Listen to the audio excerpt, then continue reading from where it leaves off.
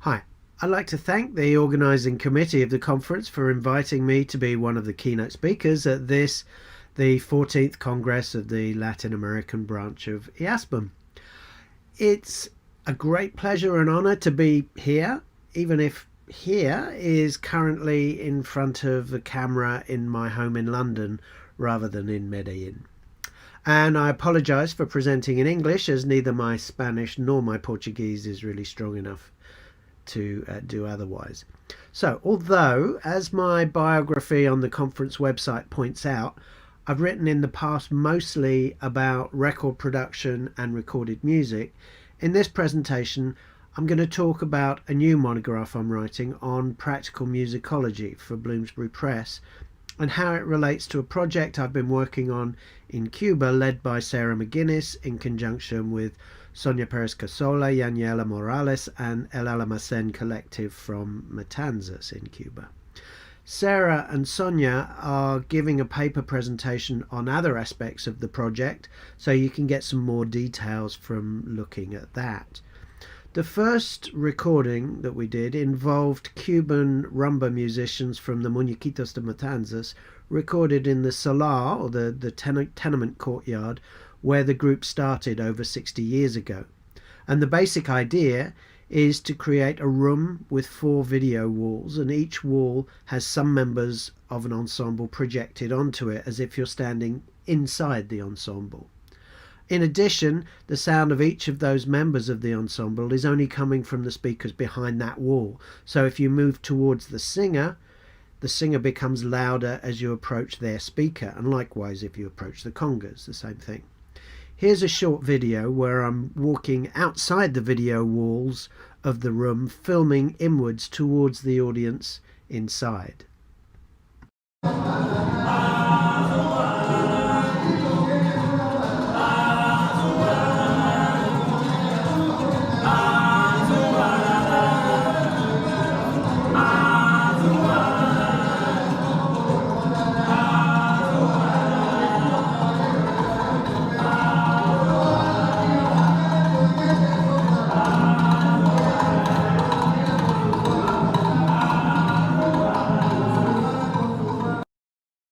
Before we talk any more about the Cuba project, I should introduce some of the ideas I'll be examining.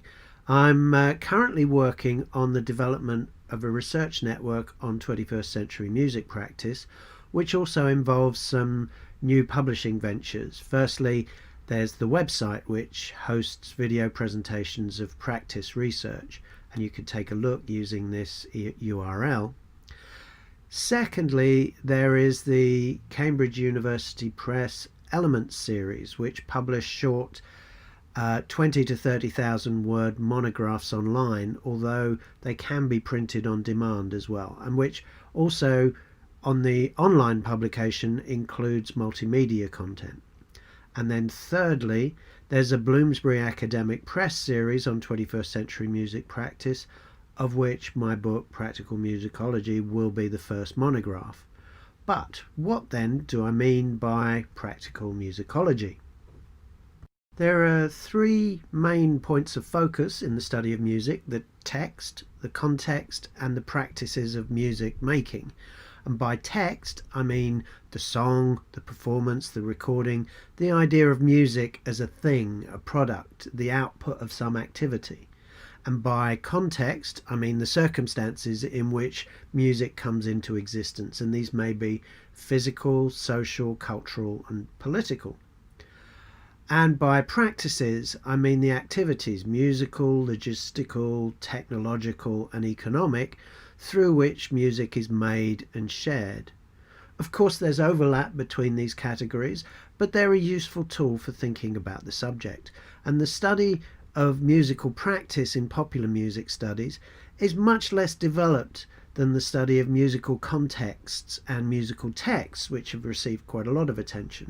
In the past 3 decades, there's been a substantial growth in higher education courses focusing on practical education of how to do popular music, and this requires a parallel growth in practical musicology. But what is the nature of this kind of practical musicology? Do we need theory about how to do music that is different to and or separate from music theory, musicology or ethnomusicology? As you might guess, I'm going to argue yes, as otherwise this would be a very short keynote presentation.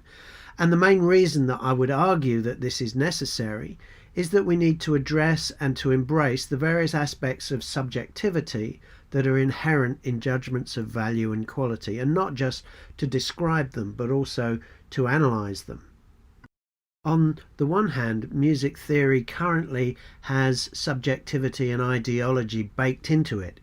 Here you can see a screenshot from Philip Ewell's 2019 Society of Music Theory plenary address on the whiteness of music theory and the racism inherent in Schenkerian analysis. It's a talk that took the notions of race, whiteness and diversity right to the heart of the academic classical music world and caused a lot of controversy and soul-searching.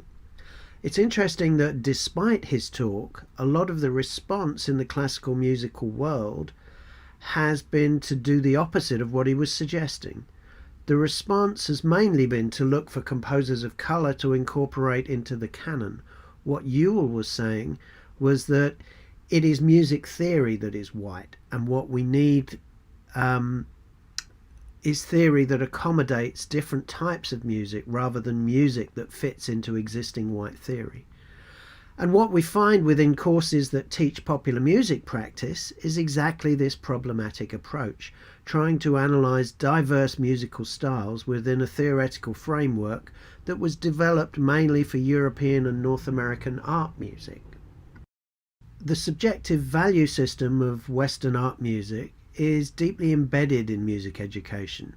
We can't remove subjectivity and ideology, but we can explore it as an explicit part of music theory.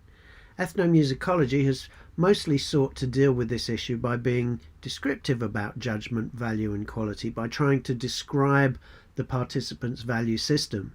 In a practical musicology, we need to be able to use it and not just describe it.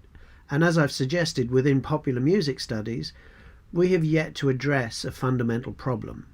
And that fundamental problem is that within classical music performance and composition pedagogy, there is a relatively homogeneous value system, a widely accepted set of criteria by which we can judge performance and perhaps to a lesser degree to composition. Popular music doesn't have that kind of homogeneity.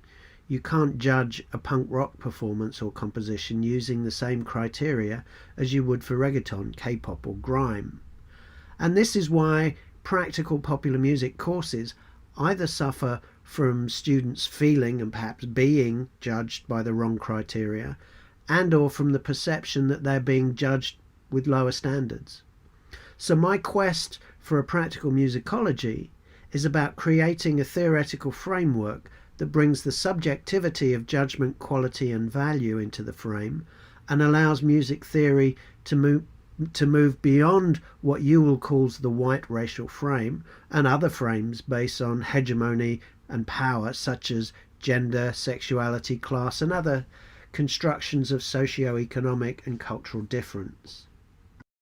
The ancient Greeks are credited with coming up with the notion that beauty is in the eye of the beholder, that quality is ascribed by viewers rather than inscribed in objects. More recently, rather than succumbing to this flattening of aesthetics, that anything is potentially as beautiful as anything else and therefore that nothing has any more intrinsic value than anything else, we have developed the notion of the cultural construction of aesthetics, and this requires a more nuanced way of treating our interpretation of quality. I've been recently writing about a tripartite system of musical interpretation developed out of Richard Middleton's writing, and although he wrote about it from a slightly different perspective, his aim was to incorporate elements such as groove into music analysis, I have expanded the idea out from interpretation as a listening activity to also include creative forms of activity. Thus I use the term engagement rather than interpretation. So the first of these is a direct form, a kind of engagement such as empathy or entrainment that is in some way automatic. Unlike other animals, we have a form of cross-modal cognitive mechanism by which sound that we hear is in some way converted into an entrained or synchronized movement in two different and distinct areas of the brain. There is some element that's inherent, that is an inherent connection, and some that's learned. We're not born being able to tap our feet or nod our head to the sound of a drum, but we're also not born being able to walk, and both of these things seem to be human rather than cultural. Whether there is hardwiring in the brain, though, which we develop both through which we develop both of these capacities, is not important to this argument, but there are ways in which we respond to musical sound which are intrinsic to the vast majority of humanity. And the second of these categories, these three categories, is what I'm calling schema, following Kant and Feldman and Lakoff and Johnson. Schema are learned patterns of activity that create more complex narratives that form than direct forms of engagement, but there seems to be a blurred boundary between these two types of mental activity. The patterns may be multimodal, involving connections between audio and visual perception, for example. I know that seeing someone slap something with their hand sounds different to seeing and hearing them stamp on something with their foot. Or to be multimodal in the sense that my activity doing something is connected to a particular sound. The pattern may also be complex sequences with optional forks, like a flow diagram or a script for someone in telesales. If they say this, then you do this. And these may be very basic, such as if the guitar player speeds up, then I have to follow them, or more complex, such as a vocal signal I've learned to respond to by changing the pattern that I play on my conga. One of the key identifiers of this schema-based interpretations or activities is that they are learned and therefore subconscious. I don't need to consciously think about what should I do now. Again, though, there's a blurry boundary that takes us into the third category, that of problem solving. I may have to consciously reconstruct a memory that isn't so firmly established, that is automatic. More importantly, though, the conscious process of problem solving involves making connections between features of different schema that are similar and then drawing conclusions about unrelated ones. It's the basis of both lateral thinking and metaphor. And Middleton's hypothesis was that classical musicology was focused on this third category of interpretation, that it was predicated on consciously finding structure in complex musical pieces that was either based on harmonic progression, similarity and variation, or on thematic similarity and variation, and that while audiences might be engaging with an emotional narrative from the second category, or be carried along by a process of entrainment from the first category, these types of engagement were not of interest to musicology. This, of course, is an example of how a subjective value system is embedded in a musical culture. Not only is the third category given a heightened status, but problem solving involving harmonic structure and theme and variation are prioritized within that culture instead of other forms of problem solving. So the idea is that we can use this tripartite model to identify, categorize and analyze various forms of subjectivity and the systems of judgment, quality and value that they embody. Cuban rumba involves an entirely different value system in this regard, and just as they might judge Mozart or Bach as being very unsophisticated rhythmically, a Schenkerian analysis of a rumba tune would suggest it was highly simplistic because harmonic variation is not one of the forms of engagement that is valued or used. And I'm using this tripartite system in conjunction with two dichotomies that relate back to ideas such as Marshall McLuhan's The Medium is the Message, and my own writing on sonic cartoons and representational systems. And the first of these, The Medium and the Message, is perhaps less snappily but more accurately characterized as the representational system and that which is represented. And of course, McLuhan famously problematized the distinction between these two things, as we can think of, for example, by trying to distinguish between the ideas and the language used in a conversation. Do those ideas exist other than through language? And if we use different words, are we expressing something different? They feel different, and it feels as if we should be able to represent the same thing in two different ways, but that comes down to our definition of what the thing is. If I play the same piece of music in two different ways, we have to address the question of whether it is still the same piece of music. And if it means something different to me in each of these two different forms, then that would suggest that it has become two different things, albeit similar things. By the same token, the distinction between technical and aesthetic quality also seems intuitive, and yet becomes problematic on closer inspection. Demonstrating technical skill seems less contentious than perhaps emotional expression, but control isn't always about clarity. It can also be about the effective representation of a lack of control. And similarly, controlling the level and shape of musical expression seems like a question of aesthetics, and yet is a very technical process. The aesthetic quality is not, of course, only about the choice of what is represented, the ideas or emotions, but also about the choice of metaphors that are used to represent them, and therefore also about the technical question of how effectively the mode of expression has been used. In some ways, we could distinguish between technical and aesthetic in terms of our second and third levels of musical engagement. That technical quality is about skill which has been internalized to the point where conscious thought is no longer needed, except perhaps in moments when things go wrong. And that aesthetic quality is about problem solving, about a consciously chosen metaphor and the extent to which it represents an idea or feeling. It could be argued that defining aesthetics in this way is playing to an existing Western art music ideology, but again, that's only true if the third category is valued above the second category. But we risk tying ourselves in knots if we question whether describing the appreciation of metaphor as is aesthetic, but the appreciation of technique as somehow not aesthetic.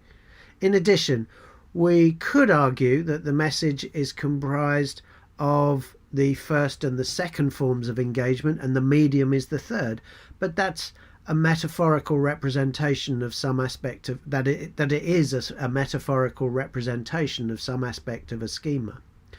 We then have to get involved in a discussion as to whether a schema can be an embodied representation of previous problem solving and should thus be considered part of the medium of representation.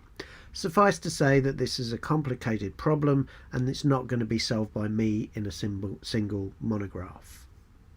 The idea is to start this process of embedding subjectivity, of judgment, quality and value, into a branch of musicology so that researchers into practice and teachers of practice can embed different and appropriate notions of quality and value into their knowledge, so that we can make informed estimations about technical or aesthetic excellence that are appropriate to the music culture we're examining. Back to the Cuban case study, elsewhere in the conference you can see Sarah McGuinness and Sonia Perez-Casola's paper on the educational benefits of this system and the ways in which it represents reality. I want to talk about how the project relates to my ideas about how a representational system helps to determine what can be represented and therefore what can be analysed, and therefore about how the design and or the choice of a representational system is an ideological process. I also want to talk about how a system like this can help with exploring these subjective notions of value and quality that are essential to a practical musicology. I talked a little earlier on about the multimodal nature of knowledge and cognition. What we see is not separate from what we hear, taste, touch or smell. All of our senses, including the sensation of moving and doing something, affect each other, as can be seen from this video of what is known as the McGurk effect, where what you hear is determined by what you look at. Concentrate first on the right of the screen. Now to the left of the screen. The illusion occurs because what you are seeing clashes with what you are hearing. And multimodality in our representational systems also have an effect on what we see and hear. Watching and listening to music through video and recording is a more passive activity than going to a concert or a physical participation in a live event. The McGurk effect is a very basic example of a highly complex phenomenon, the way in which the context in which we experience something affects the way in which we perceive and interpret it. In the world of film studies, the notion of subject position, the way that an audience member defines themselves in relation to a narrative, is of course dependent on their own subjectivity. Women may identify and interpret different elements of a narrative in different ways than men, children differently to adults. Individuals will have differences as well, and so forth. But that subject position is also influenced and determined by the mediation process, by camera angles, close-ups, edits, audio mixing and staging. They're telling you what's important.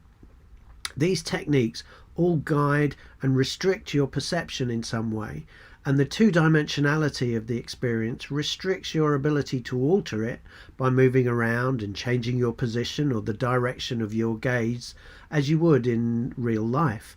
The conventional virtual reality of headsets allows an individual to interact, but it restricts it from being a communal interaction. By putting on the headset, you enter the virtual world alone. The music room provides a halfway house, allowing the audience more control over what they see and hear than conventional video and audio, whilst also maintaining the potential for communal experience.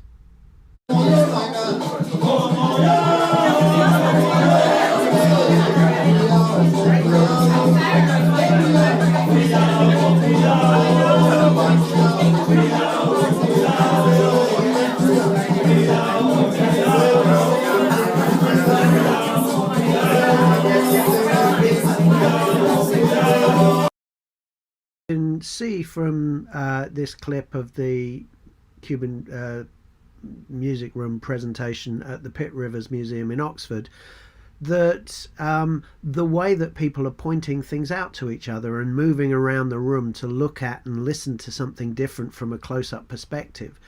This is something that people tend not to do either at 2D film presentations or at live events.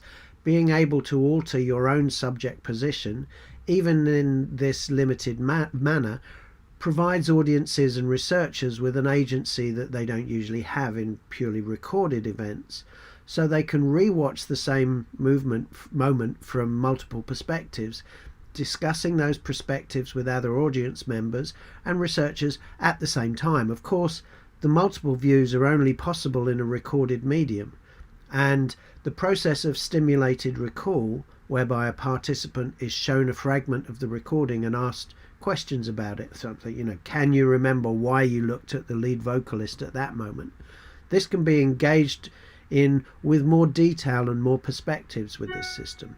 And this greater level of detail allows for a more nuanced exploration of the subjectivity about judgment, quality and value through the theoretical model of three modes of engagement.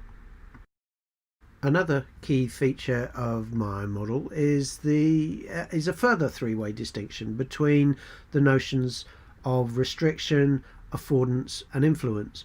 Restriction and affordance relate to the possible actions or responses that an individual perceives as being available to them in any given moment.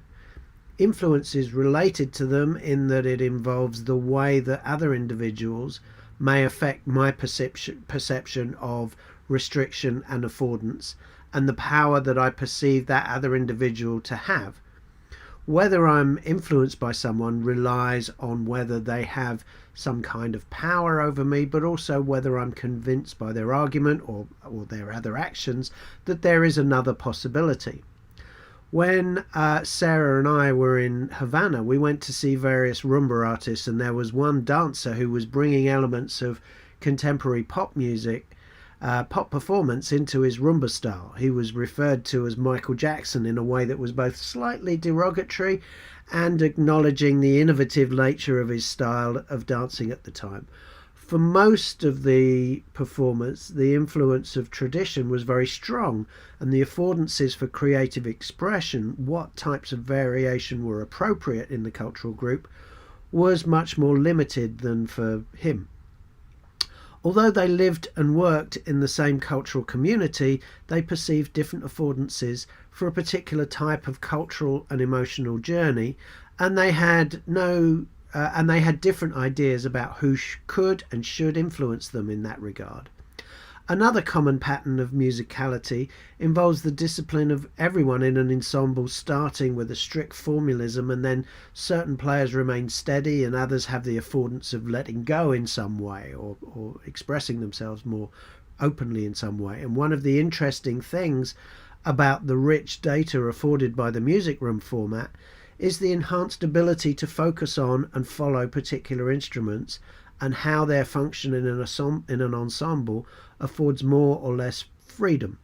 On the one hand, the music room representation system affords a clearer perception of these things, but we also need to consider how much it restricts the forms of communication and interaction that these players normally engage in.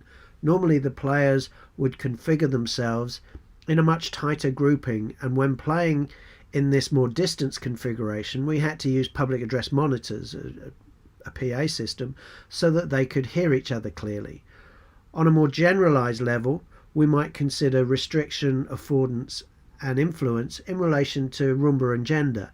In my limited experience, all female groups were more common than mixed groups. As a woman wanting to be involved in rumba, I might feel that certain tropes about appropriate feminine identity in relation to rumba inhibit my desire to become a percussionist rather than a dancer. Or the inhibitions that I see implicitly manifested in others, through their absence for example, might influence me to go ahead and do it anyway. And the patterns of restriction, affordance and influence might make it easier to sit outside of the male-dominated performance culture by setting up an all-female group.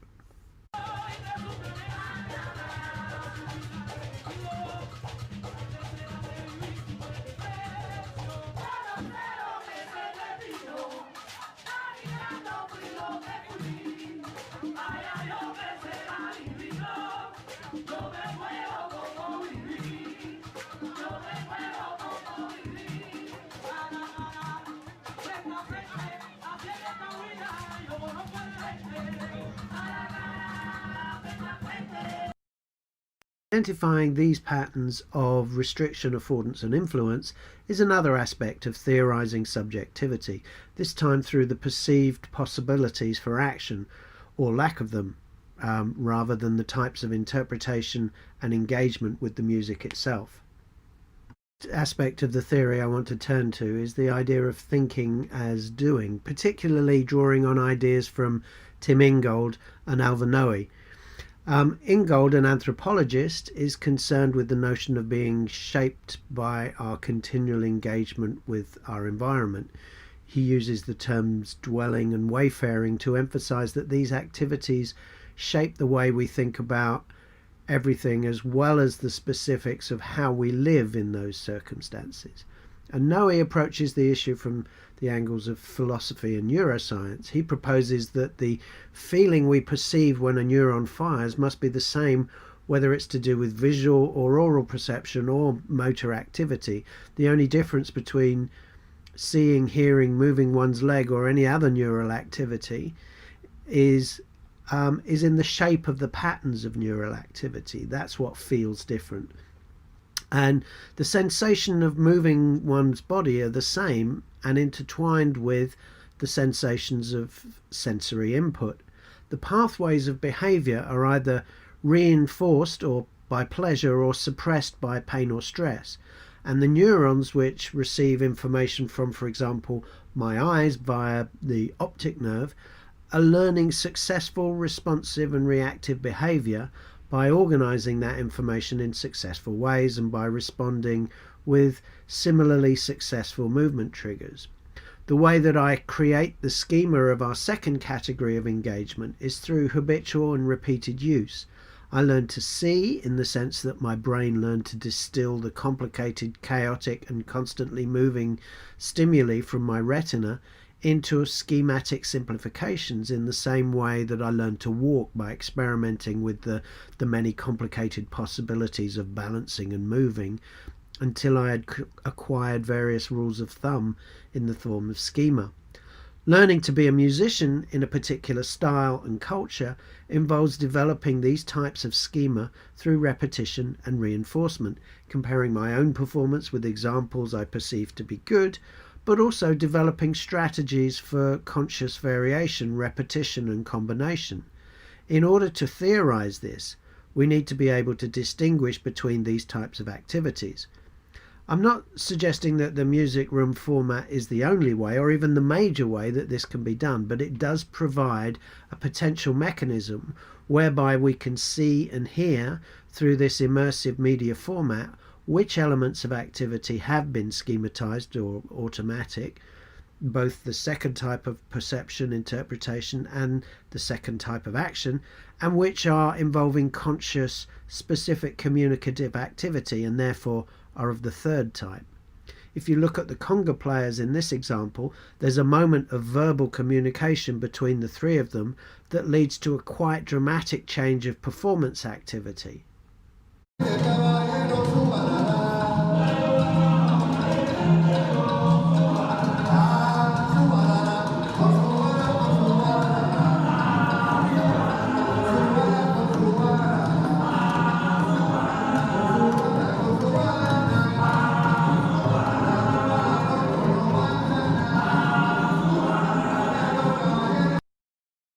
The final aspect of the theory that I'm going to look at today is the ways in which power relationships manifest themselves.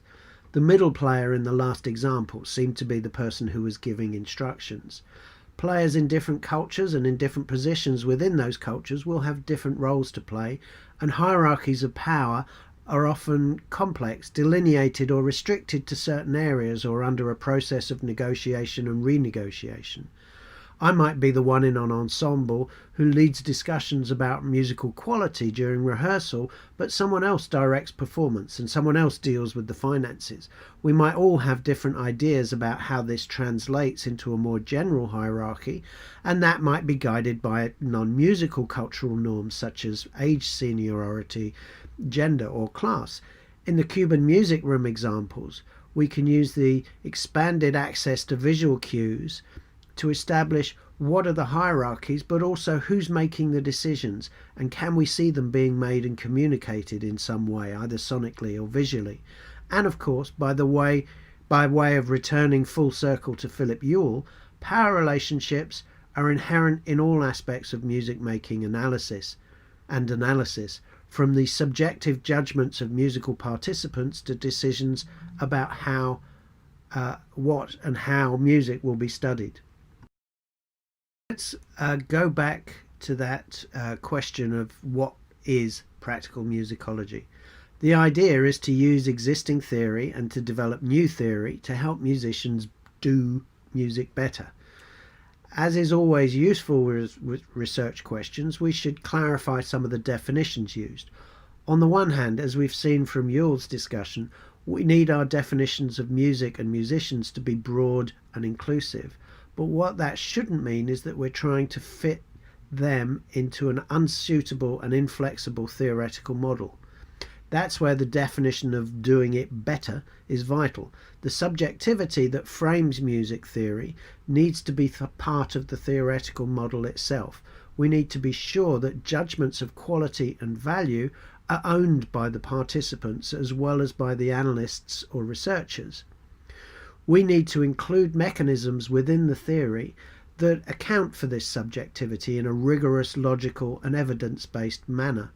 We also need to develop more rigorous ways to study and analyse musical activity that also incorporate power, influence and the physically, psychologically and culturally constructed understanding of our thoughts and actions in any given moment.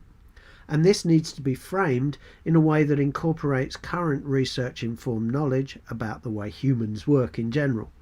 However, despite my efforts to include many case studies of practice in the book, none of them are substantial research projects which use this theoretical basis to conduct a meaningful study from start to finish. They're all past projects and examples into which I can retrofit some of the theory. Working on this Cuban project with Sarah, Sonia, Yaniela and the guys from LLMSN has happened in parallel with the development of the book and these ideas. If anything, the theory has evolved out of these research projects, including my classical music hyperproduction project and a fusion album of my own that I'm working on at the moment. The next step, once I've actually finished writing the book, is to test the theory more rigorously, to use the theory as a structuring principle in one or more research projects. So I want to finish by just imagining what that might look like. I'd like to explore this methodology through both my own practice as research and through studying the practice of others, such as the Muñequitos de Matanzas in this Cuban example. In both cases, the objective would be to triangulate between documentation of the practice and some kind of interview or journaling process. Nothing that's substantially different to autoethnographic or ethnographic studies as they're currently established. And of course, the interviewing or journaling process can quite easily be directed towards our various theoretical concepts: subjectivity, the judgment, quality and value, three forms of musical engagement, the importance of multimodality, restriction, affordance and influence as factors that shape musical activity, thinking as doing, about understanding theory as a distillation and representation of process. It's about how we do things, including thinking about what we're doing, and finally about power relationships. What's more difficult is thinking about how to document practice in ways that also bring these features out. Where are these evident, visible or audible in the process, and how can you capture them? Judgment processes are probably the most visible from the practitioner perspective in the developmental process. Their satisfaction or dissatisfaction manifests itself in activity, repeating something until it improves or is right. Capturing these changes allows a researcher to examine whether the practices of improvement are the same as those that the practitioner describes in interview or in their journal. And this, along with more general characteristics of the musical output, can also be used to explore how a practitioner engages with the direct, schematic and problem-solving modes. These are internal processes, but they have musical results in terms of simple or complex structures, the importance of groove or momentum, etc. While I talked earlier about multimodality mostly in terms of how an audience can engage with different types of mediated documentation, such as the music room format, there's also the question about how important it is at any given point in an ensemble performance for each participant to see and hear others in order to participate effectively. The Muñequitos de Matanzas example not only allowed us to look at each of the players in greater detail than a single video camera did, but by placing the players slightly further from each other than they normally would be, it meant that the moments where they were looking up or around became slightly more exaggerated. Trying to observe restriction, affordance and influence is problematic in some ways, as it's a term that relates to the participant's internal world. It's a psychological phenomenon, even when it's determined by their body or their environment. This then is an opportune moment for stimulated recall, in particular for the researcher to examine the documentation of their practice and to try to pinpoint moments when something significant was either done or not done, and to present this to the participant and to ask them about it. Similarly, thinking as doing is another internal process where a researcher can explore the data for outward signs in this stimulated recall. For example, that looked like a moment where you made a mistake and nearly lost it, but it also gave you an idea. Is that true? And finally, power relationships. There's quite extensive existing work in some areas of musical activity about this. Directing, rehearsals and record production are two examples, but there's a lot of interesting work that can be done in this area. For example, in music that uses extensive electronic technology, what's the power relationship between the designer of the technology and the user of it? Both are influenced by each other in complex ways in a distributed and sense, both in time and in space. Of course, true to the philosophy of this project, I'm not asserting that my interpretation is right and that others are wrong, but I am putting forward what I trust is an evidence-based argument. Of course, just as I argue against the flattening of aesthetics earlier in this talk, I would also argue against the idea that any interpretation is as good as any other. We've seen enough of that in politics recently. I believe in what I'm writing about, or I wouldn't be writing about it. However, I also believe that our theories, particularly theories about society and culture, are tools rather than exhaustive analytical or descriptive models, and different tools are useful in different circumstances. Sometimes we need a hammer and sometimes we need a saw, and they're both equally useful in different ways in carpentry. But some other tools might not be particularly well designed. Anyway, thank you very much for listening. I would be very happy to answer any questions either in person on the now or afterwards via email at the email address shown.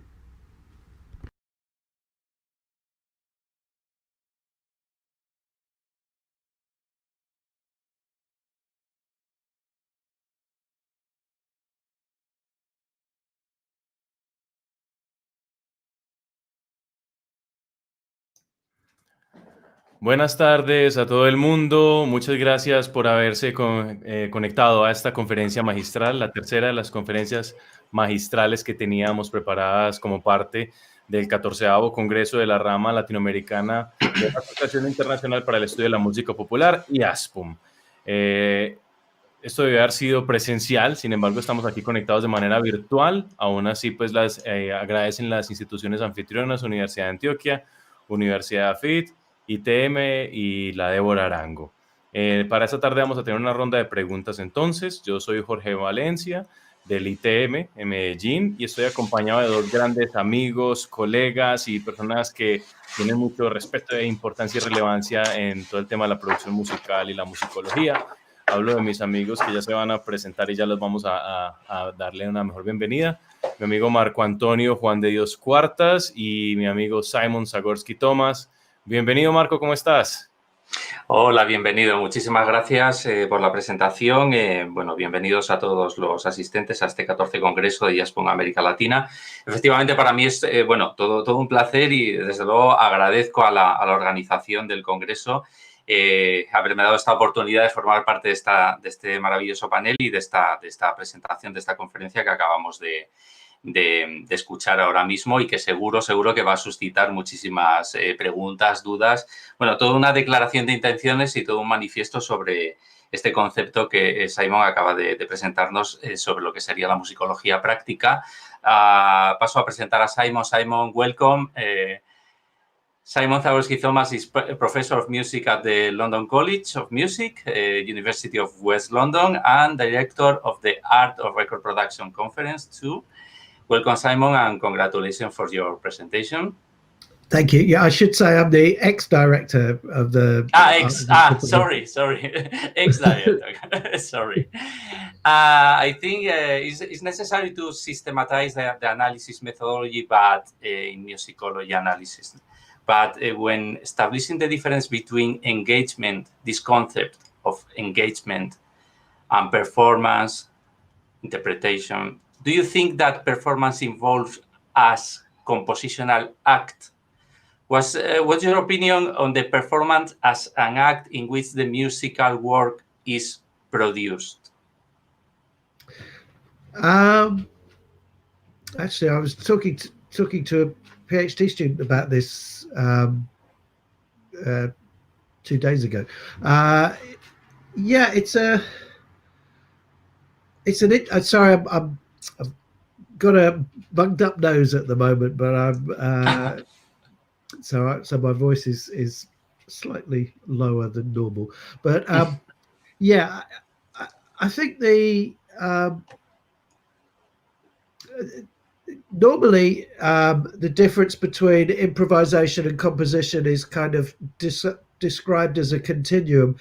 I don't think that's really either right or useful in a lot of ways. I think that the difference is between something that is in the moment and something that is considered and therefore editable, and so the it depends. Your definition of composition may simply be of creating something new, in which case then both of them are composition. But if the definition relates to this process of reflection and editing, then obviously that can't happen in a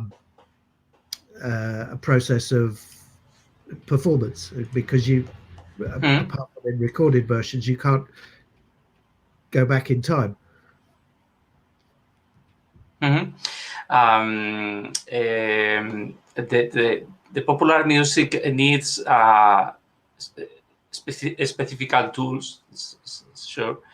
But when analyzing the text and the context, don't you think that ethnomusicology analysis tools can be used in the practical musicology you are referring to? Yeah, I mentioned that as well. That the idea of using things that are used in ethnomusicology. I mean, the things like journaling and video. These are all things that can help us to understand it. But I think what I was trying to get across in the talk is that the primary difference is about this idea of subjectivity, of that within a practical musicology, you have to think about the use of the value system and engage with the use of the value system, whereas within ethnomusicology, it's more about trying to describe and perhaps analyze the value system, but not to consider its aesthetic use. So I think that's the primary difference. I mean, we're all trying to study practice, but what's difficult with ethnomusicology or using ethnographic studies of practice in terms of teaching or even just understanding creative practice, those aesthetics are not embedded in the process. And I think we just need, from this perspective, we need ways of being able to see multiple aesthetics and describe multiple aesthetics, but also think about how therefore they can be used and how I can how I can use those aesthetic judgments to therefore, if I've got aesthetic judgments, I can decide what's better and what's worse. Whereas in ethnomusicology, generally what's better and what's worse isn't part of the equation. It's what has happened is the question in ethnomusicology. They're not so concerned generally about was that a good take or a bad take. Whereas in practical musicology, that's the essence of it. Okay. Thank you, Simon. Creo que tenemos preguntas, Jorge. Por aquí tenemos una pregunta en el chat.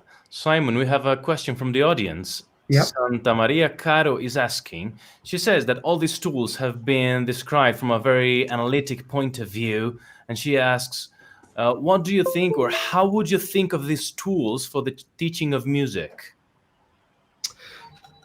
I think the I think my practical teaching is mostly about record production and how to do record production, and the idea of understanding the theory of how producers work or how people make aesthetic decisions about a mix or a take in a recording is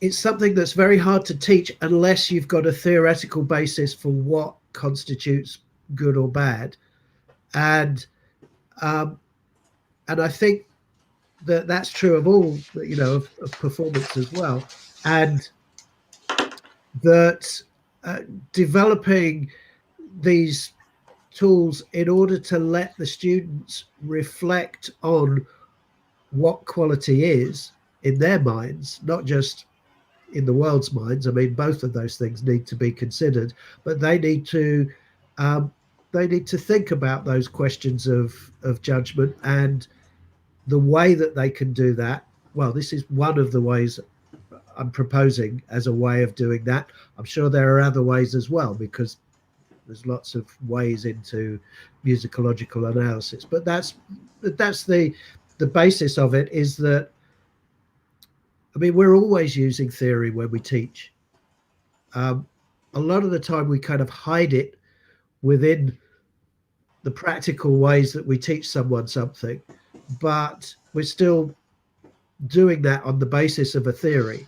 And I think the problem is that we're often not understanding the theory behind our aesthetic judgments, as well as we're understanding the theory behind our technical judgments.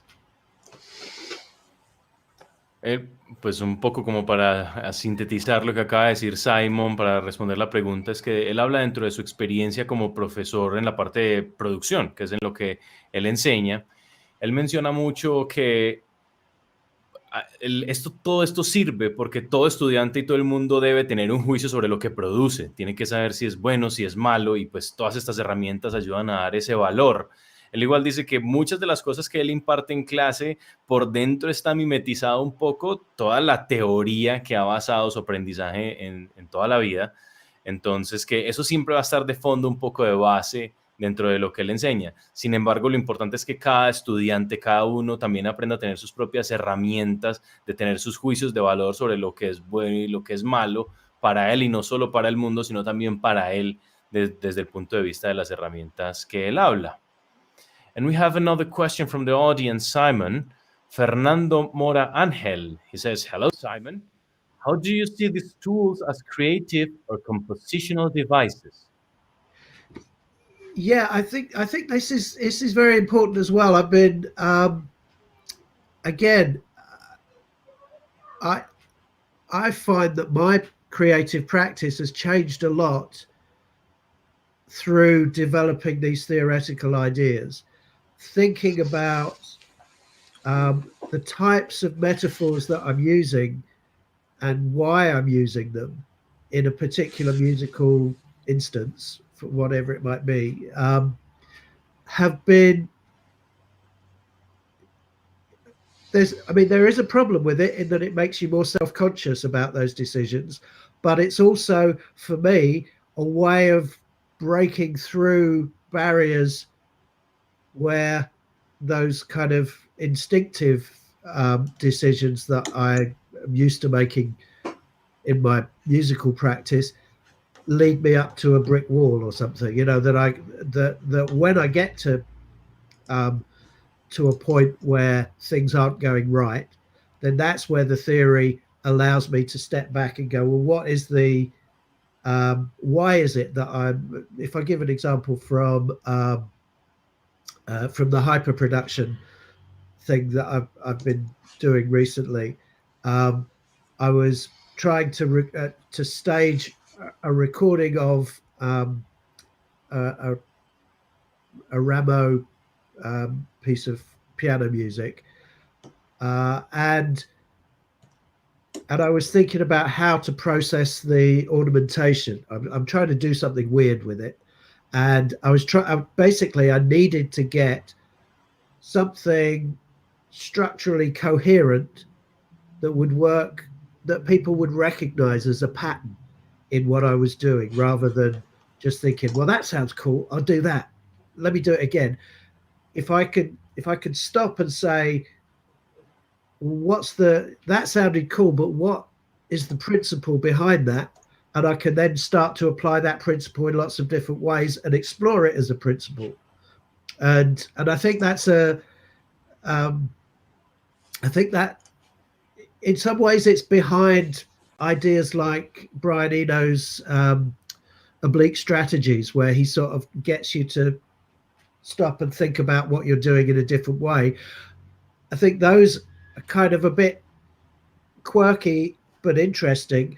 But I think if you develop your own metaphors, creative metaphors, by using musical theory, then you can do really interesting things with that.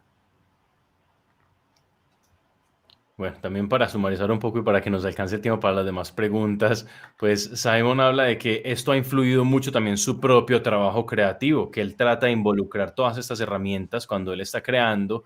Hablaba de un caso particular en su último trabajo creativo en el cual, cuando trataba de hacer una cosa con el piano, lo quería procesar de una manera extrema y crear algo diferente. Algo le gustaba cómo sonaba y él quería tratar también de justificar esa metáfora que él estaba creando, no simplemente decir, esto sonó muy chévere, sigamos adelante, sino también como decir, en cómo justifico esto y cómo lo convierto en un patrón que yo pueda repetir posteriormente. Entonces él habla de que él está incorporando todo el tiempo este tipo de herramientas en su trabajo. Another question from the audience, from Carlos Andrés Caballero. He asks, how involved is the Cuban group with your with your research? Well, they participated in the sense of being interviewed as well as performing for us, but I should clarify that it's not the whole of the Muñequitos group. It's several it's a bigger group than that normally, so it was just several of them who agreed to do it, but they're some of the core members.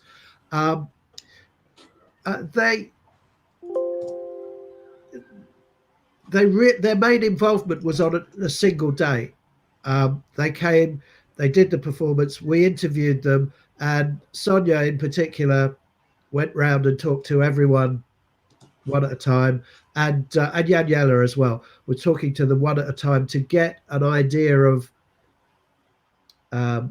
something about the background of the group, but also to some extent what they thought about recording as a process, because they're a very famous band that tours all over the world and has won Grammys. So they're experienced at all of these things. So trying to get a little bit from them about their how their perception of recorded and live sound related to that activity, which was this kind of slightly weird hybrid. Is that? Bueno, él habla de que el grupo se ha involucrado desde el punto de vista que han estado disponibles, que se ha podido hablar con ellos y están disponibles para todas las entrevistas.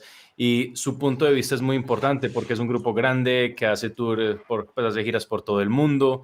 Entonces, tener sus opiniones también sobre qué tal es la experiencia cuando se toca en vivo, cuando se graba, o este tipo de experiencias a las que ellos también fueron partícipes. Solamente saber su realimentación de cómo perciben ellos el proceso creativo que se desprende de estas actividades, desde ese punto de vista han tenido la fortuna pues de contar con ellos. We're going to have two last questions for today, Simon, if you agree, of course. And Juan Francisco Sanz, he's asking, according to the theory of So let me first try to understand in Spanish, and then I'll try to translate it. So according to the theory of this acting of speech, the text itself, it's a practice, right? So text and act, it's what Taruskin calls it.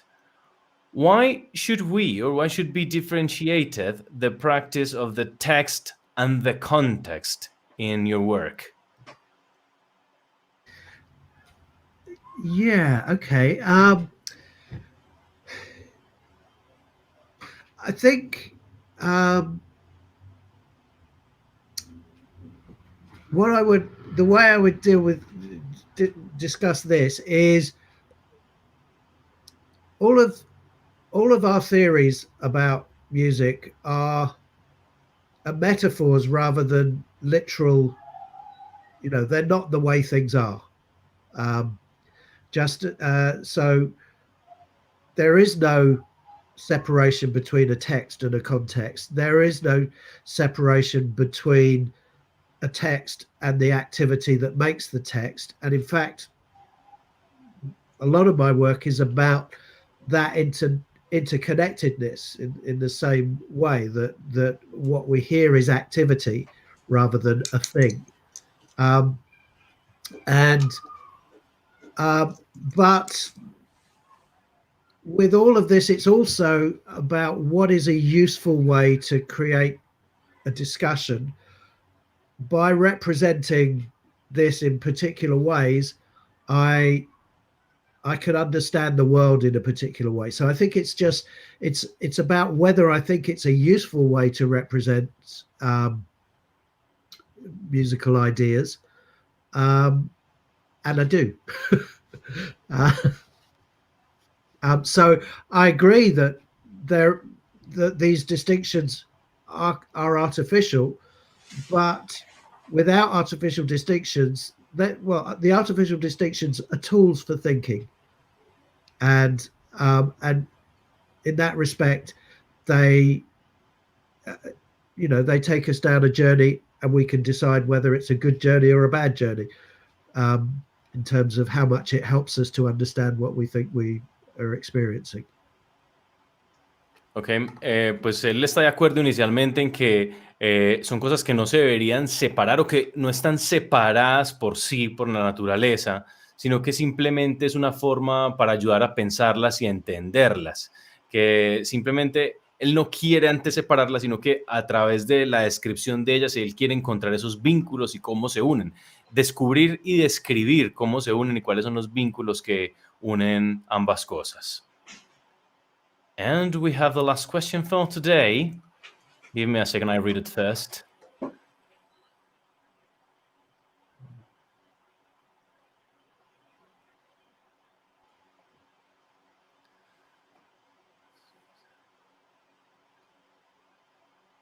Marco, would you give me a hand here, maybe, if you can get the question better?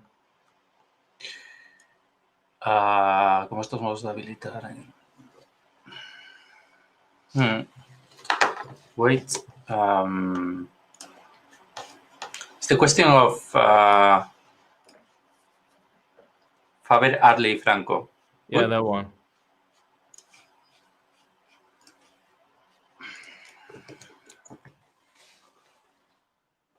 Wait a moment. The chat? Okay, here. So I've just Google Translate just to see if it helped me. Oh, did you? And did it help? Yeah, I think so. Yeah. I'm not sure these are ways of inhabiting the world of sound and performance. Maybe they are. Yeah.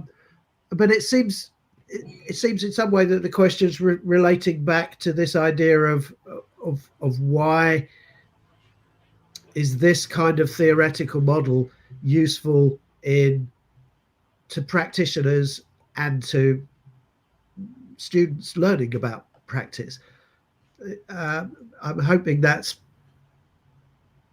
what you mean, Faber. I'm going to answer that question anyway, and if it's the wrong question, then maybe you can email me afterwards.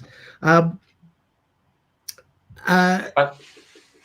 yeah, go on. The question is the connection between the sound world and the interaction between sound and social interaction.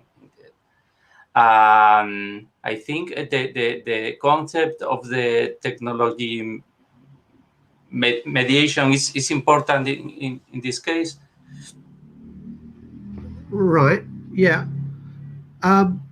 Well, okay. There's sort of two questions in there. One is hearing action in sound, or hearing activity in sound, is to me a kind of basic way of it's a way of creating a musicology that has a strong sense of meaning, that that when I hear a piece of music, I can hear I hear not only chords and musical language, I also hear a type of activity. So I hear either angry activity or happy activity, or and those things come through in the shapes of the gestures and the types of and the sound. So the sound world is linking me to a world of practice, and part of that is about metaphors with the more general side of life, and part of that is about understanding the skill with which the system has been used, with which the skill with which the musical language has been has been utilized to express that emotion, to utilize to express that that metaphor. So if somebody wants to sound angry, they can do it in lots of different ways. It's quite difficult to sound, well, I don't know, maybe it's not difficult to sound angry on a flute, but it's more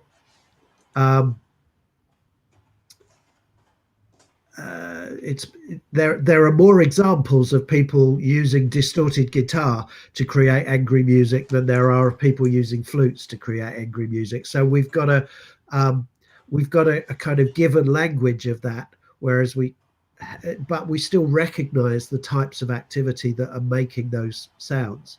So that's not very well explained, but I'm still not entirely sure that I understand the question. Or that I've I understand. And another possibility we have, sorry, Marco, for interrupting you, my friend. That another possibility we have is that we still have some more questions in the chat, but we are beyond the time. So we're going to try to collect these questions to make it get you. So probably you can read it with more time and develop the answer with more time or more synthetic way. Yeah, and maybe I could work on a translation that gives me a better understanding of it as well. Thank you very much for that. Okay, thank you for the whole talk.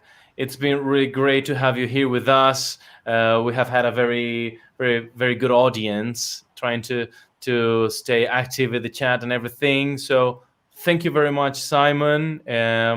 Before I forget, I want to invite everyone. Antes de que se me olvide, quiero invitar a todo el mundo para que se quede en esta misma transmisión de YouTube, donde va a haber un acto inaugural del congreso que empieza ya entonces la otra semana.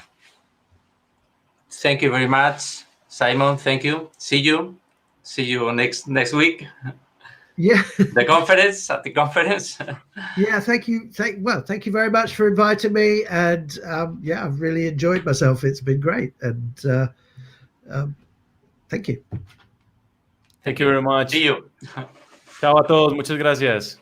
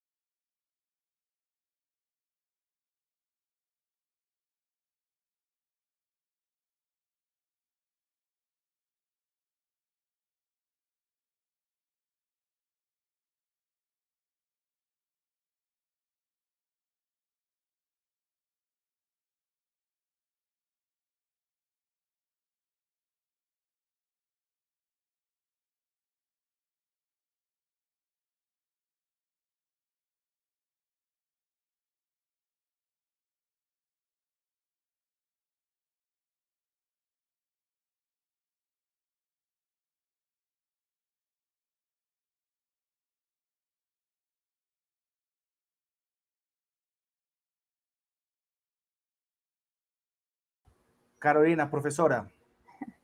Buenas tardes a todos desde aquí, desde Medellín. Mi nombre es Carolina Santamaría, profesora de la Universidad de Antioquia y miembro del comité organizador de este congreso, 14º Congreso de la IASPUM Latinoamérica. Bienvenidos. Saludos a todos, mi nombre es Fernando Gilaraque, soy profesor del Departamento de Música de la Universidad de Dafit. Bienvenidos a todos a este congreso. Bienvenidos. Bueno, mi nombre es Carlos Caballero, de pronto ya me habían visto por ahí en otra charla. Soy del Instituto Tecnológico Metropolitano y bueno, bienvenidos a este congreso. Vamos a ver cómo nos va. Hasta el momento estamos muy contentos de la participación y bueno, sigamos.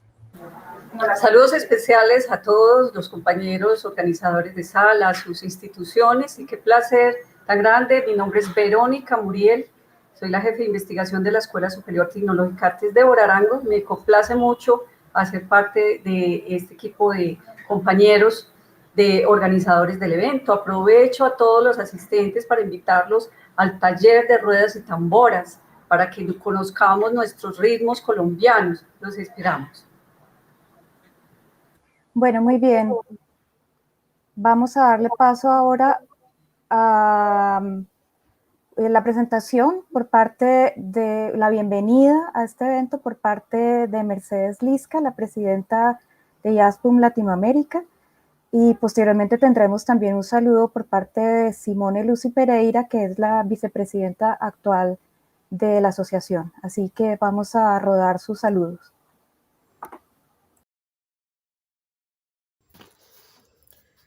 Queridos colegas, amigues, compañeros de trabajo y de debate. Nos pone muy contentos dar apertura a una nueva edición de los Congresos Latinoamericanos de IASPUM, que tienen una larga historia con más de 20 años.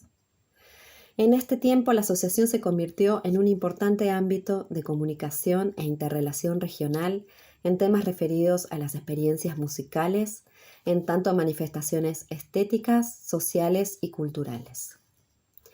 La temática convocante de este congreso, en torno a las condiciones de trabajo en la música, fue una apuesta político-académica que buscó prestar una atención particular sobre situaciones, tensiones y estrategias de resolución presentes en las condiciones de existencia de la actividad musical. En realidad, esta es una perspectiva que se enmarca en un desarrollo continuo y consolidado de IASPUM Latinoamérica como espacio de discusión interdisciplinario de la música, fuertemente comprometido con quienes producen y vitalizan prácticas y representaciones musicales. La situación acuciante de este año en los mundos del arte también abrió nuevos interrogantes que esperamos aparezcan en los debates de los encuentros sincrónicos en cada uno de los simposios temáticos. Es por eso que nos encontramos ante un congreso con un desenvolvimiento bastante distinto al habitual en muchos aspectos. Como todos saben, la organización de este congreso fue compleja e implicó la toma de decisiones impensables y difíciles que intervenían en la vida de muchas personas, con el agregado de tratarse de un congreso de gran magnitud, el más participativo desde sus comienzos.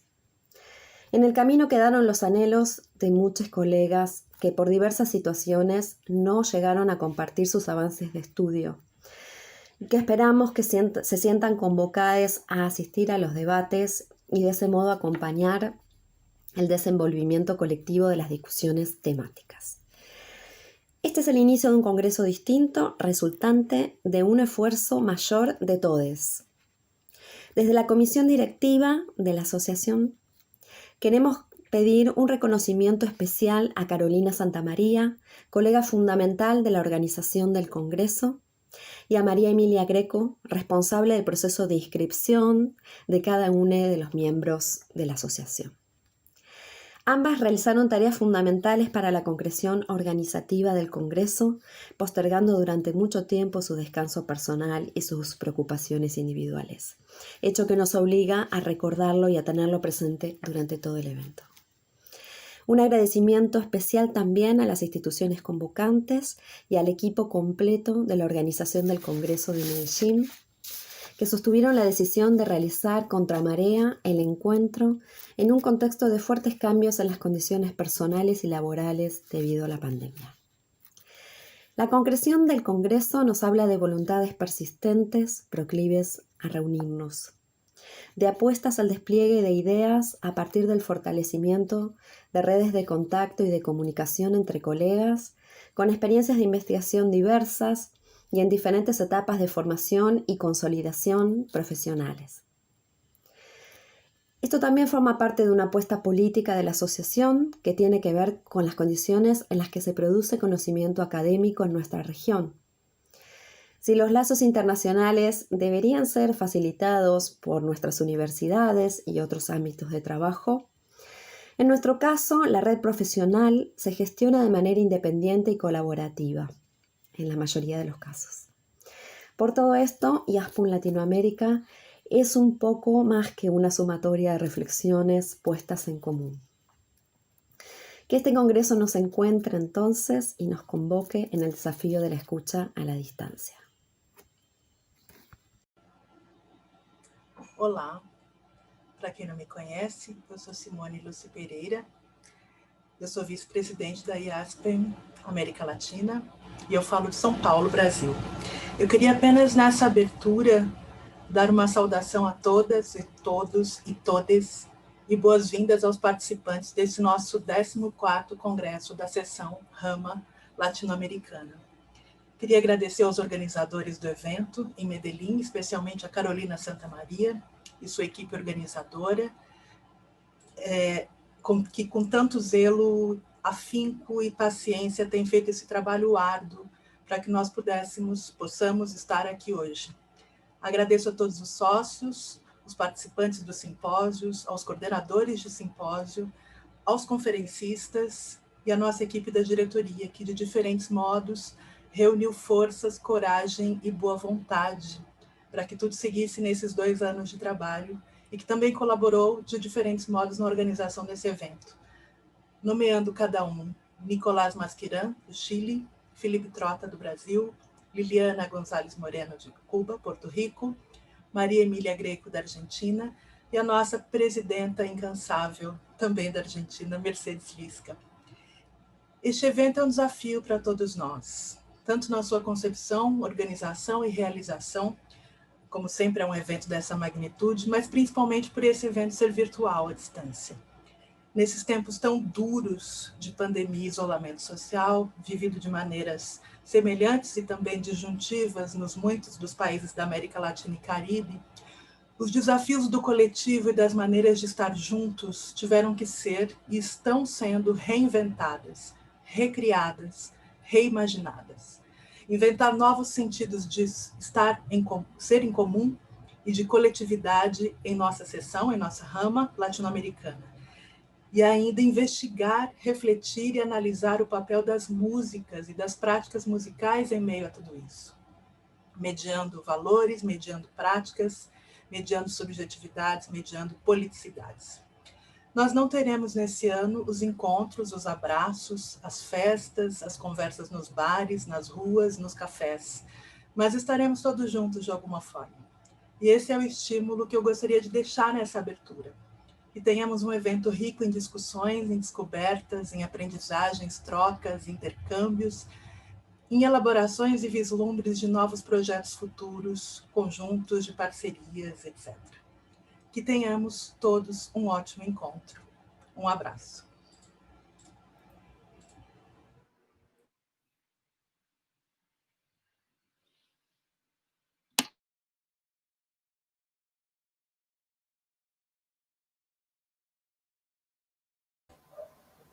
Bueno, ahora sí, creo que ahora sí estoy al aire, ¿verdad? Bueno, yo creo que ya se dieron cuenta todos que ninguno de nosotros 4 es youtuber. Esto es primera vez que yo lo hago en mi vida. Yo creo que a mis compañeros les pasa exactamente igual. Espero que nuestros compañeros de Latinoamérica, de IASPUM, nos entiendan. La verdad que ha sido un esfuerzo bastante grande para lograr tener este importante evento que para todos nosotros, los que estamos en esta área, es absolutamente indispensable. Entonces, Vamos entonces ahorita a presentar, a rodar unos videos de los representantes, rectores o jefes o líderes de cada una de las 4 instituciones.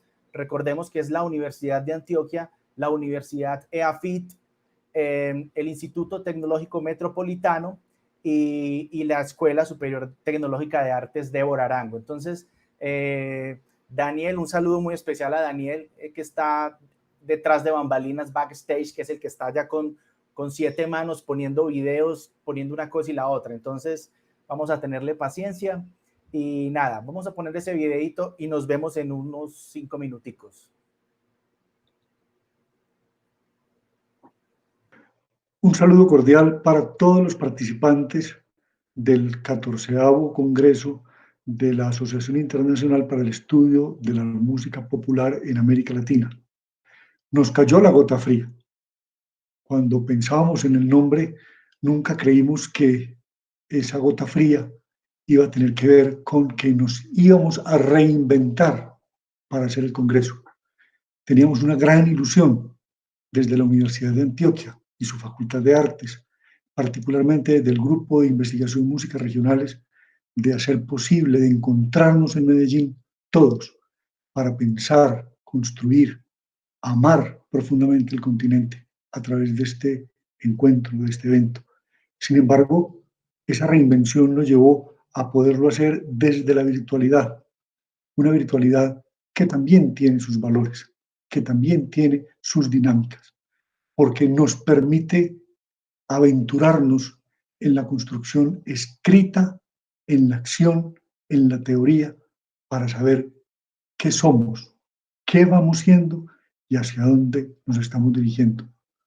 Esa gota fría está plenamente vigente para construirnos como continente. La Universidad de Antioquia les da la bienvenida, Medellín les da la bienvenida, esta ciudad los sigue esperando. Aquí queremos que vengan, que nos encontremos, que nos podamos abrazar. Bienvenidos al Congreso y bienvenidos a esta ciudad, así sea de manera virtual. Buen día. Muy buenas tardes, soy Alejandro Valencia, jefe del Departamento de Música de la Universidad EAFIT. En 2018, la profesora Carolina Santamaría se acercó al Departamento de Música de la Universidad de EAFIT con el fin de postular a Medellín como sede del 14º Congreso de la rama latinoamericana de la Asociación Internacional para el Estudio de la Música Popular, IASPUM América Latina. Desde ese momento, la idea fue acogida por el rector Juan Luis Mejía Arango y por el Departamento de Música. 2 años después, es muy gratificante ver cómo no solo la Universidad de Antioquia y EAFIT organizaron el Congreso, sino que se unieron a este proyecto el Instituto Tecnológico Metropolitano y la Escuela Superior Tecnológica de Artes de Arango, lo cual ha sido muy importante en el fortalecimiento académico. Queremos agradecer a la Asociación Internacional para el Estudio de la Música Popular y ASPUM América Latina, en particular a su presidenta Mercedes Lisca, por la confianza brindada a estas 4 instituciones para la organización de este evento. Resaltamos la participación de 240 ponentes y 40 asistentes en este congreso, reunidos en 16 simposios temáticos. Números que demuestran la gran acogida y el fortalecimiento del intercambio académico activo sobre el estudio de la música popular en la región. Finalmente, nos unimos al homenaje a la profesora María Eugenia Londoño, quien desde hace muchos años nos nutre con su conocimiento. Bienvenidos a todos. Un saludo muy especial desde la institución universitaria ITM en Medellín, para todos los asistentes a este gran congreso latinoamericano sobre música popular. Nosotros estamos orgullosamente participando en este evento dentro de nuestro comité organizador, junto con instituciones hermanas tan importantes como la Universidad de Antioquia, EAFIT y la Tecnológica de Arango. A todos los que han participado en esta organización, muchas gracias, porque por ellos estamos hoy aquí, a través de las pantallas, compartiendo con ustedes elementos fundamentales para el trascender de la cultura, de la música popular, de la musicología en Latinoamérica. Sin duda, a partir de esta pandemia nos hemos dado cuenta de lo importante que son las artes para la humanidad, Gracias a ustedes por estar conectados en este 14º Congreso Latinoamericano. Esperamos que las reflexiones académicas sirvan para permear cada una de las carreras de música de nuestras instituciones y que, por supuesto, todos aprendamos mucho de estos grandes elementos. Un saludo para todos y muchos éxitos en el evento. Un saludo muy especial desde la Escuela Superior Tecnológica de Artes de Urarango, del municipio de Envigado. Les habla Paola Gómez, la vicerrectora académica de la institución. Estamos muy felices de poder participar en este gran encuentro latinoamericano que va a reflexionar en torno a las economías de los músicos, en torno a la formación y en torno a esas posibilidades que permite la apertura y la colaboración entre los diferentes músicos de Latinoamérica. Muy especialmente quiero invitarlos al taller que van a dirigir dos de nuestros docentes investigadores. El taller Ruedas y Tambores va a generar espacios de interacción entre las músicas tradicionales de Colombia, especialmente del Caribe colombiano, y desde allí tendrán ustedes la posibilidad de interactuar con estos docentes investigadores que tienen una trayectoria importante en ese acercamiento con las comunidades y en esa otra mirada en el que se relaciona la formación, pero también la valoración de todo ese patrimonio musical que tiene nuestro país. Muchas gracias y esperamos que este evento se desarrolle de la mejor manera y sobre todo que sigamos aunando esfuerzos para visibilizar la formación en prácticas artísticas en Colombia. Muy buenas tardes.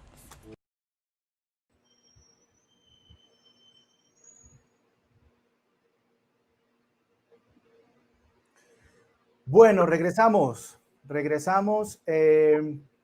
Yo quiero contarles una infidencia ahora, y es que todo esto que está sucediendo, todo lo que ustedes están escuchando, sucedió hace 12 segundos. Es decir, nosotros, todo esto que estamos haciendo suena 12 segundos después, porque YouTube así lo exige. Entonces es complicadísimo ponernos de acuerdo. Estamos pendientes siempre de un chat para que nuestro asistente allá detrás de cámara nos diga, ya, hablen. Entonces a veces no sabemos si estamos hablando o no. Bueno, pero bueno, aquí estamos. La profesora Verónica ya nos había invitado a la rueda de tambores que va a haber, que están abiertas las inscripciones desde el día de hoy. Y yo quiero pedirle entonces al profesor Fernando que empecemos el homenaje a esta gran profesora que yo tuve también personalmente. Fernando. Sí, señor. Cuando yo era joven, que fue hace mucho tiempo, había una profesora en la universidad que se distinguía de todo el cuerpo profesoral y era la profesora de etnomusicología. Ella es María Eugenia Londoño, que todavía sigue dando clases a todos y sigue siendo nuestra maestra. Y era una clase muy especial porque sus ideas, su alegría en presentar la música de América Latina y de Colombia hacía que le cogiéramos amor por estudiar la música del país. Hace tantos años, 30 años, estudiar la música en Colombia o la música de Colombia era un bicho raro, era el que estudiaba eso, se salía del común, y esa era María Eugenia Londoño. Queremos hacerle hoy un reconocimiento desde el comité organizador acá en Medellín y desde las directivas de IASPUN en América Latina, desde Argentina, a María Eugenia, que ha sido nuestra maestra y la guía de muchos para el estudio de la música popular y tradicional en el país. Vamos a ver un pequeño video, pequeño porque resume una gran vida, apenas son 10 minutos, resumiendo la vida de una persona. Entonces los invito a que veamos el video en homenaje y en reconocimiento y en agradecimiento. Tenemos que ser agradecidos y todo esto lo tenemos que hacer en vida, y queremos decirle nuevamente a María Eugenia gracias. Entonces los invito a que veamos este video y nos unamos a este reconocimiento de darle las gracias a María Eugenia.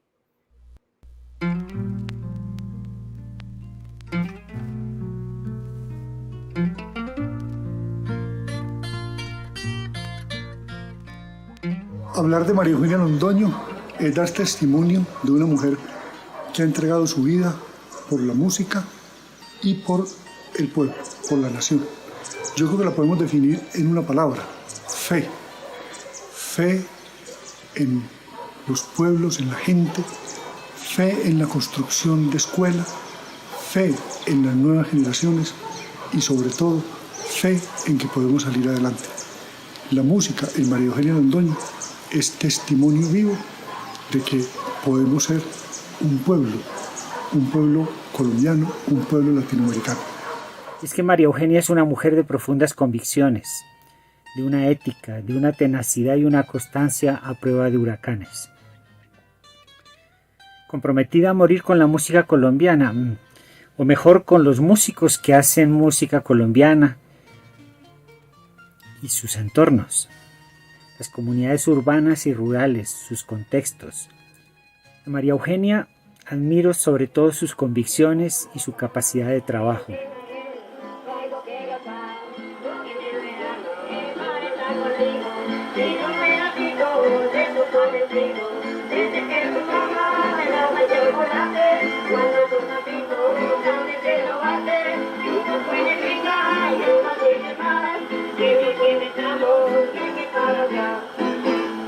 Cuando llego a Europa, en 1964, encuentro que mi profesor de piano, una tarde en su casa de veraneo, me dice, bueno, yo sé que en Colombia hubo indígenas y esclavos africanos. ¿Cómo son las músicas de estas personas o cómo es la música de estas personas? Y yo no tenía nada que contestarle, eso fue demasiado penoso, doloroso, que yo pudiera hablar, por ejemplo, de Bach o de Chopin o de Beethoven, pero no tenía idea de mis músicas. En ese momento yo hice una decisión y fue, voy a mi país a hacer dos cosas. Lo primero, a conocer eso que no conozco. Y en segundo lugar, a no repetir un proceso pedagógico de una niña aislada tocando un instrumento 8 o 10 horas. Mi niña, ¿cómo está? Regresé entonces a Colombia, 3 años más tarde, a buscar esas músicas, a buscar cómo eran las estructuras, cómo era su ritmo, cómo eran los diseños melódicos, cómo era la armonía, con qué instrumentos esas músicas, qué significaban para la gente, ¿sí? Entonces era la búsqueda de cómo poner esas músicas al servicio de una educación musical acorde con nuestras maneras de ser, de expresarnos, de sentir. Yo conocí a María Eugenia Londoño cuando tenía 7 años, ya que se mudó cerca de mi casa, vecina, y fue mi primera profesora de piano. Rápidamente me invitó a ser parte de 2 cosas que fueron fundamentales para mí. Lo primero fue los grupos de teología de la liberación que había en aquella época, de los cuales hice parte desde que tenía 11 años y que en realidad fueron mi formación crítica. Y la de María Eugenia creo que en buena medida también. Y me parece que una historia como la de María Eugenia Londoño debe ser incluida en este tipo de historia, de, digamos, antesala de lo decolonial, que no pasa por los libros, sino que pasa por el tipo de acciones de reflexión y de formación de cómo realizar trabajo de grupo. Muy joven también María Eugenia me enseñó y me mostró cómo trabajar, por ejemplo, en la edición de videos con grupos indígenas, cuando ella trabajaba con los NASA y yo de 12 años ya participaba con ella, ella me invitaba. Y no tengo ninguna duda que soy etnomusicóloga por mi amistad con María Eugenia. Es la persona que me ha influenciado más en la vida en términos del pensamiento sobre música y política.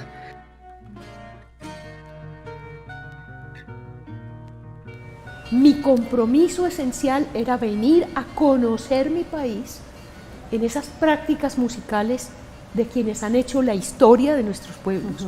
Y de otro lado, de aprovechar esas prácticas musicales en la educación de niños y jóvenes. Y lo interesante de esta búsqueda y de esta construcción de la etnomusicología es poner a dialogar distintos modos de vida, distintas estéticas, distintas maneras de sonar. ¿Por qué? Porque entendemos que si nosotros estudiamos el patrimonio, es decir, la herencia cultural que nos dejaron nuestros antepasados para enriquecer las prácticas de los músicos actuales y futuros, nosotros tenemos que devolverle a las comunidades, a los portadores y a las actuales generaciones y futuras ese material. Y justamente estamos aquí para que nosotros que hacemos historia hoy tratemos de recuperar esa memoria y esos vínculos de identidad hacia un país más noble, hacia un país más fraterno, más equitativo, más justo, más libre y más veraz. Gracias, Eugenia, por esa semilla que hace más de 40 años plantaste acá en el creek, junto al creek. Gracias entonces a todos los que están en el empeño, en este trabajo, en este camino, en esta minga de investigación, en los diferentes espacios. Los animo para que mantengan esa paciencia. Seguro que llegará el día en que lleguemos a comprender, y lo que he hecho yo 40 años después germina esta semilla que plantaron, ahora haciendo investigación propia, pues para ir comprendiendo lo que es a profundidad nuestra música. Entonces, abrazo y nos encerramos desde el Cauca. A mí me gustó mucho la investigación que ellos empezaron a trabajar en la vereda, porque era de una metodología participativa. La parte cosmogónica, la parte de la medicina tradicional, de la naturaleza, de la vida cotidiana, del tipo de alimentos que consumía en la cultura embera. Ella siempre, cuando tenía el contacto con los emberas, ella de alguna manera trataba como de identificarse con ellos. Llegó a compartir hasta las cosas más simples y las cosas complejas con los emberas en cristianía.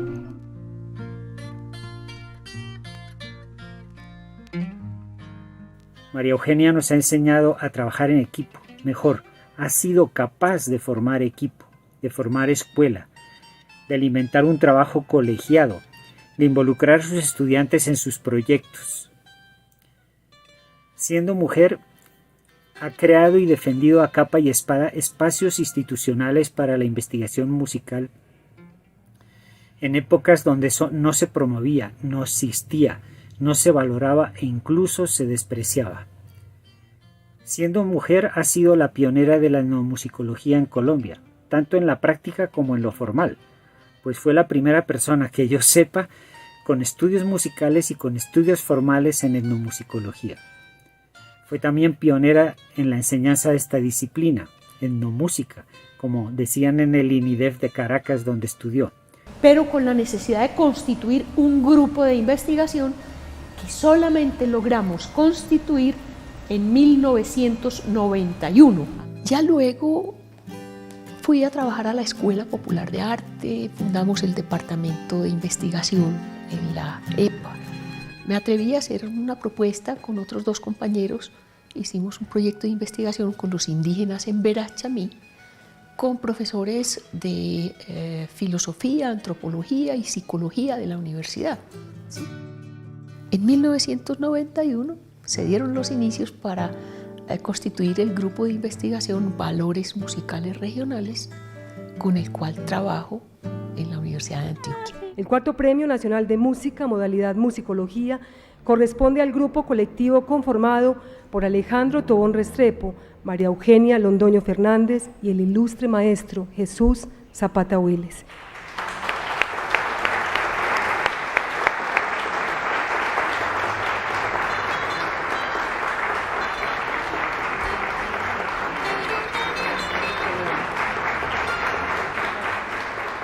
Creo que el aporte más grande de María Eugenia ha sido un aporte de un pensamiento sobre la relación entre políticas de colaboración e investigación, entre formación e investigación, y un pensamiento que incluye profundamente el respeto por la vida.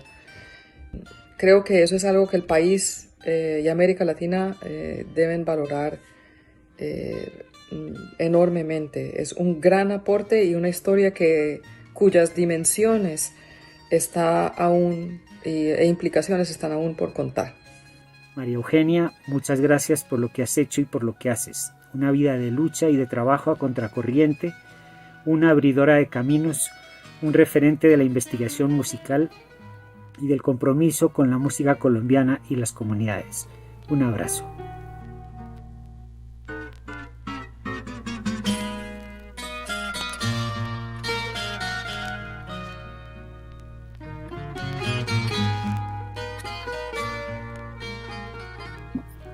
Una abridora de caminos.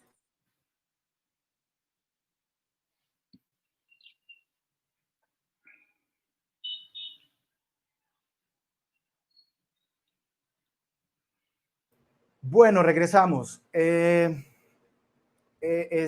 muy emocionante, en serio. Yo creo que Carolina no me deja mentir, hace año y medio que empezamos nosotros a hacer las reuniones y a hacer todo esto y dijimos, bueno, ¿será que no le vamos a hacer un homenaje a alguien? E inmediatamente a mí se me vino la imagen de María Eugenia, que fue mi profesora. A mí particularmente me influyó muchísimo en mi vida profesional porque yo era guitarrista, yo estaba estudiando guitarra clásica en el Conservatorio de la Universidad de Antioquia, estudiando Fernando Sor, Dowland, etcétera. Y ella me puso a hacer un trabajo de Carlos Vives. Y ¿cómo así? Carlos Vives, sí, tú vas a hacer una canción de Carlos Vives. Y eso fue espectacular, a mí me movió todo, yo quiero que entiendan, y para mí fue muy emocionante, fue muy emocionante. Esas aulas que salieron al principio, en esa clase estaba yo, porque había varios compañeros con los que estudié etnomusicología 1 y 2 con la profesora. Es una maravilla, yo quiero que la invitemos y que esté con nosotros aquí, para desearle aquí en vivo y para decirle todo lo que la queremos y lo que estamos agradecidos con ella. Profesora, bienvenida. Si te puedes unir ya. A ver. Hola, Maru. Buenos días, por Dios. Qué sorpresa tan buena y tan colectiva. Básicamente, me conmueve. Es como nosotros de América Latina. Eso me conmueve y me conmueve porque creo que eso es lo que tenemos que luchar, esa autenticidad, esa búsqueda de nosotros. Fíjense que estamos trabajando con la vida, con un legado de siglos, con un legado de personas cuyo espíritu nos siguen moviendo a un derecho de ser libres, de ser autónomos, de construir para todos, no para algunos. Sí, eso es lo que más me conmueve, digamos, agradezco como el espíritu que ustedes han logrado, a cada uno de ustedes. Mucha gente ahí detrás que seguramente yo ni conozco, pero es eso, todos trabajando con algo vivo que es la música, que son las músicas, que son un elemento esencial de comunicación, un elemento vital. Estamos trabajando con la vida, con el ser nuevo de este continente. Agradezco infinitamente a cada uno de ustedes, a la IASPU, a las instituciones que se han ligado al evento. En particular quiero agradecer al Grupo de Músicas Regionales, porque créanme que esto es imposible de hacer sin el nosotros, y que cada uno de ustedes sepa que ese nosotros es la posibilidad de algún día tener un país en paz. Agradezco, los amo y espero que ustedes sean capaces de decirle sí a la vida y no a la guerra. Un abrazo infinito. Y simplemente, como decía, te queremos dar las gracias y reconocer tu labor. Maestra María Eugenia, yo le hablo como artista. Le agradezco mucho porque como artista en música andina colombiana, usted ha afectado la vida de nosotros positivamente, como maestra, como artista, como esa persona que reflexiona siempre lo que nos pasa. Gracias por estos mensajes que usted nos está dejando el día de hoy. Usted, Carola, usted se salió con las suyas. Carolina, muchas yo te dije, pero no me hiciste caso, pero muy bien. Felicidades, muchas gracias, María Eugenia. Sí, verdad. Maestra, qué bueno volverla a ver. Usted fue muy importante para mi vida hace muchísimo tiempo cuando yo hice por allá en el conservatorio. Y queremos hacerle un reconocimiento. Yo le pido a nuestro asistente que está en la parte de atrás que nos presente el reconocimiento que le queremos entregar. Y dice así: la rama latinoamericana de la Asociación Internacional para el Estudio de la Música Popular, IASPUM-AL, en uso de sus facultades y en el marco del 14º Congreso de la Asociación, realizado de manera virtual desde la ciudad de Medellín, queremos hacer un reconocimiento de la labor realizada por más de 40 años en el estudio de la música tradicional y popular latinoamericana, y en particular de las músicas regionales en Colombia. No menos importante ha sido su liderazgo en la formación de músicos e investigadores que han prolongado su labor desde diferentes ámbitos. Sus publicaciones muestran el amplio y gran trabajo realizado, siendo una ruta de trabajo inspiradora para los jóvenes y para las jóvenes generaciones. Por todo esto, queremos entonces resaltar la labor de la maestra e investigadora María Eugenia Londoño Fernández, firmado en Buenos Aires a los 27 días del mes de noviembre de 2020 por Mercedes Lisca, nuestra presidenta. Un aplauso. No.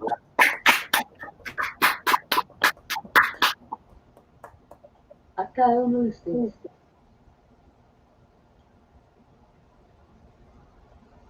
Solamente que ese aplauso es para cada uno de ustedes. Sinceramente, solo en nosotros nos conducirá algún día a ese mundo, a ese país, a esa América libre que soñamos. El abrazo es para ustedes. Gracias, maestra. Gracias. Que esté muy bien. Gracias, Andrés. Bueno, entonces ya seguimos nosotros. Sigue entonces, a ver cómo está la profesora Carolina, que es nuestra jefa, a hacer los avisos, como decimos acá en Colombia, parroquiales para la próxima semana. Muchas gracias, Carlos. Bueno, ustedes seguramente han visto que ya está la página web con los enlaces. Seguramente todavía hay algunos detalles que tenemos que afinar con la página web. Ha sido difícil, pero pues digamos que hemos tenido la colaboración de la gente de AFIT que nos ha ayudado a mantener toda la información y bueno, vamos resolviendo ese problema, los pequeños detalles de la página web, pero espero que estén resueltos ya para que los podamos resolver, podamos ver toda la información y poder estar pendientes entonces de las sesiones virtuales que vienen la próxima semana. También desde AFIT nos van a mandar a todos al correo electrónico todas las instrucciones para que podamos acceder a las aulas de Teams. Recuerden que entonces para poder acceder a estas aulas, nosotros lo vamos a hacerlo a través de sus correos electrónicos que nos pusieron en la inscripción. Por eso es fundamental que ese correo electrónico sea el que ustedes consulten para encontrar la información y a través de ese mismo correo poder conectarse con todo lo que, pues para poder entrar a las aulas virtuales. Quiero recordarles que también está la programación en PDF dentro de la página web. También está el libro de resúmenes que pues ustedes pueden consultar. La idea es que para poder acceder a estas sesiones y poder hacer unas discusiones interesantes, lo mejor sería que todos pudiéramos ver las ponencias con anticipación. Así que los invito a que consulten la página web, a que, digamos, pueda haber también intercambios antes de las sesiones. Los coordinadores van a estar muy atentos a que podamos comenzar estas discusiones y así hacer unos encuentros más fructíferos. Por último, quiero también avisarles que el viernes, como ya nos dijo la profesora Ruth Verónica, vamos a tener la rueda de tambores.